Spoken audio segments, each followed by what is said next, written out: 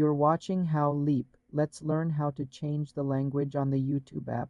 First, open the YouTube app on your phone. Tap your profile picture in the top right corner. Select Settings. Tap on General. Look for the option that says App Language. Tap on it. If you don't see it, your phone's system language might be overriding it. In that case, change your phone's language in its settings.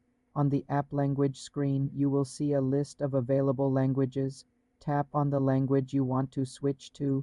The app will reload and the interface, including menus and buttons, will now be in the new language. This changes the app language only, not the language of the videos you see. To influence video recommendations and captions, you may also need to change your Google account language.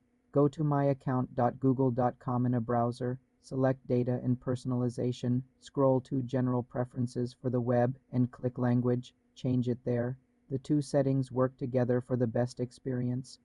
If the app language option is missing, ensure your YouTube app is updated from the Play Store or App Store. For more simple computer tutorials, subscribe to the channel.